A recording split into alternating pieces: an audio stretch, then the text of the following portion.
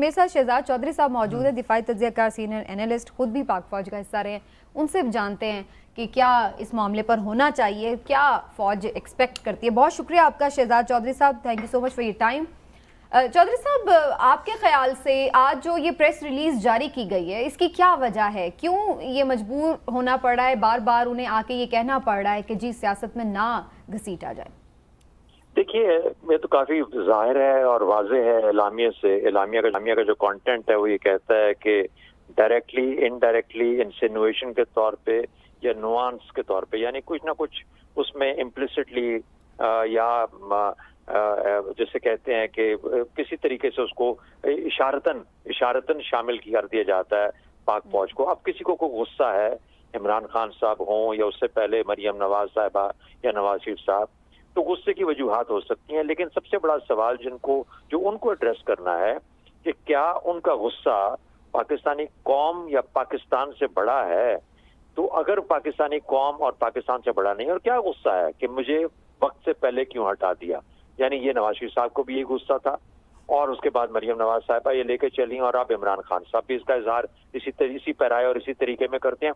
गो कि वो और इसको ज्यादा संगीन बना देते हैं, जबकि वो पाकिस्तानी लीडरशिप के अंदर, अफवाज के अंदर, एक तरफ से तो वो उसकी तारीफ करते हैं, शहीदों को मानते हैं, लेकिन गाजियों को नहीं मानते। वो ये तो मानते हैं कि फौजी और मेजर और कप्तान जो अपनी रोजाना शहादतें दे के इस मुल्क को जिला बख्शते हैं और उसको जिंदा रखते हैं, वो तो ठीक है, लेकिन उनके जर्नैल जो हैं वो ठीक नहीं है। अब जर्नैल डायरेक्टली तो कोई यहाँ पे आता नहीं है, सारे कप्तान और मेजर के रस्ते होके आते हैं। तो ये बदकिस्मती से ऐसी जैसे कहते हैं दोगलापन है या दोगली जुबान है, जो बेइंतहा इस वक्त हर्ट कर रही है और बहुत तकसीम क्रिएट कर रही है। और अगर हम चौधरी साहब, वैसे ये जो आपने बात तो बड़ी सही की है कि ये जुबान इस तरह नहीं होनी चाहिए, जलसों में तो बिल्कुल भी इस तरह से इश्तियाल अंगेजी से बात नहीं होनी चाहिए, लेकिन फिर ये भी एक सवाल तो आता है कि बेशक लोग ये कहते रहे कि जी नहीं है सियासत में इन्वॉल्वमेंट, लेकिन बहुत सारे लोग ये भी हमें कहते हैं कि अफवाज पाकिस्तान एस्टैब्लिशमेंट कभी भी न्यूट्रल नहीं होती। तो क्या हम ये देखें कि ये इश्तियाल क्यों है? फिर नहीं, ये बात मानना या ये कहना कि पाकिस्तान की अफवाज का सियासत के अंदर, पाकिस्तान की सियासत में हिस्सा नहीं है, मुकम्मल तौर पर एक गलत मफरूजा है और इसको यहीं पर खत्म हो जाना चाहिए।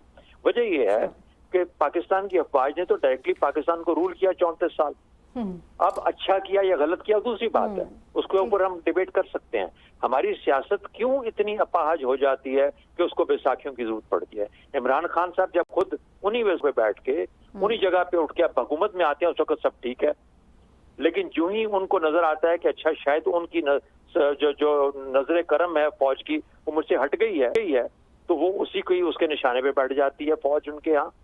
तो मेरा ख्याल है कि कुछ न कुछ इनको भी अपने तर्ज अमल पे देखना चाहिए कि क्या वजह है कि अदलिया आज क्यों 63A का फैसला कर रही है। ये हमारे पार्लियामेंटेरियन या पॉलिटिक्स के अंदर ये सख्त नहीं है कि हमारे जो आईनी आर्टिकल्स हैं उनको जज करके, इन्वेस्टिगेट करके उनके लिए अपना डिटरमिन कर सके रास्ता।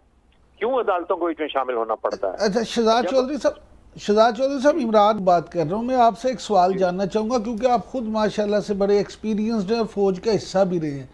जो लोग ये सोच जो है उसको मखसूस एजेंडे के तहत परवान चढ़ा रहे हैं कि जनाब फौज में शायद कोई तफरीक है, आपको नहीं लगता कि वो उस तरह की आग से खेल रहे हैं कि जिसका नुकसान ना सिर्फ फौज को होगा बल्कि मुल्क को भी होगा? क्योंकि जो मेरे इल्म में है या जो मैं समझता हूँ, फौज एक इदारे के तौर पे फैसला करती है, ना कि वो कोई जो इंडिविजुअल वहाँ फैसले करता है।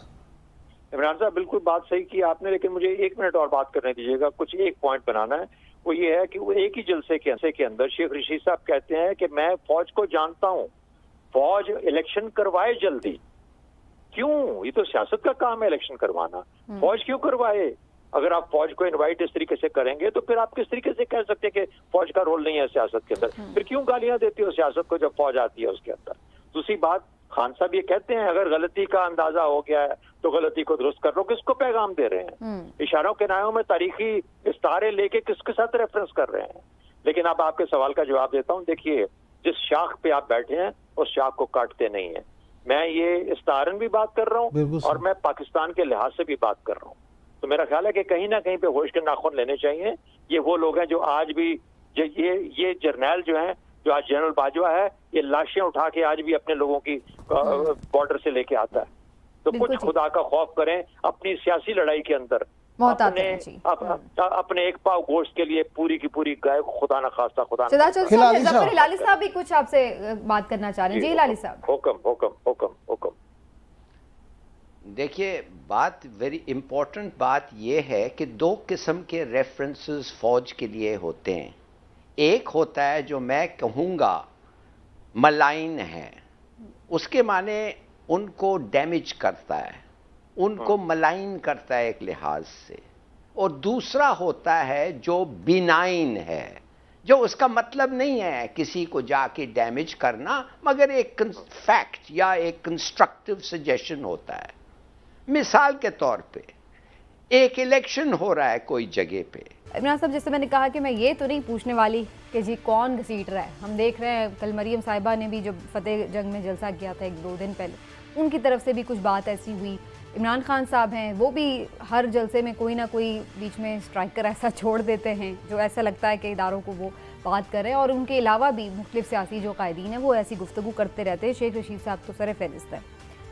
सवाल ये है कि आखिर फ़ौज को बार बार सियासी मामलात में सियासी कायदीन लेकर ही क्यों आते हैं कि फिर ISPR को इस तरह से तंबीह करनी पड़े और मना करना पड़े। बिस्मिल्लाहिर्रहमानिर्रहीम। समीना, सबसे पहले तो इस बात में किसी को भी शक नहीं होना चाहिए कि पाकिस्तान जैसे मुल्क में जहाँ हर चीज़ जो है वो इंतशार का शिकार है और आपस में आप देखिए इख्तलाफात रोज़ बरोज़ बढ़ते चले जा रहे हैं। सोसाइटी में पोलराइजेशन जो है वो अपने अरूज पे है और तमाम सियासी जमातें, तमाम सियासी रहनुमा, अगर तमाम नहीं तो अक्सरियत सियासी रहनुमाओं की ऐसी है जो किसी न किसी तरह से इदारों को घसीटती है।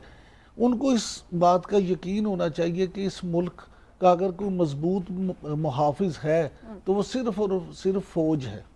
फ़ौज एक ऐसा इदारा है कि जो इस मुल्क की सालमियत के लिए, देखें हमेशा आप देख लें कि हम अपने घरों में चैन से सो रहे होते हैं और वो सरहदों पे इस मुल्क की हिफाजत कर रहे होते हैं। तो अगर आपका एक इदारा ऐसा है जो आपके लिए दिन रात काम कर रहा है और मुल्क की सालमियत का ख्याल रख रहा है, और जहाँ आपको मुश्किल होती है, आप फंसते, कभी सैलाब आ जाए, कभी जलजला आ जाए, कभी तूफ़ान आ जाए, या इवन आपसे सियासी मामलात कंट्रोल ना हो रहे हों, तो आप फिर देखते हैं कि खुदा का वास्ता आके बचा लो, खुदा का वास्ता आके बचा लो।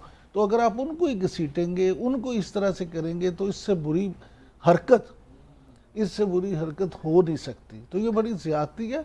लेकिन मैं समझता हूँ कि ख़ास तौर पे सियासी जमातें और फिर वो नाआकबत अंदेश तज़ियाकार जो शायद पैराशूटर्स हैं, जिन्होंने सहाफ़त नहीं की, जो बाई चांस मीडिया एक्सपैंड होने से जिनको मौका मिल गया और वो भी आके स्क्रीनों पे बैठ गए, वो जिस तरह की लैंग्वेज इस्तेमाल करते हैं या सोशल मीडिया पे अपने व्यूज़ बढ़ाने के लिए और अपनी चीज़ें करने के लिए, तो ये भी एक बड़ा मसला ना आजकल। तो इसलिए मैं समझता हूँ उन सब की जो है ना वो ठीक ठाक तरीके से उनको। लेकिन ये सिर्फ तंबीह ही की जाएगी या जब तक किसी को कोई मिसाल ना बनाया जाए, कोई किसी के खिलाफ कार्रवाई ना हो, तब तक ये लोग मना हो जाएंगे? क्योंकि ये कोई पहली वार्निंग तो नहीं है, हमेशा ही उनकी जानिब से ये कहा जाता है। समीना, वो कहते हैं डंडा पीरे बिगड़ियां तिगड़ियां दा। तो मैं ज़ाती तौर पे समझता हूँ कि सिर्फ तंबीह से काम चलेगा नहीं। आज हम आगे चल के बात करेंगे। आज जब वज़ीर आज़म से भी मुलाकात हुई,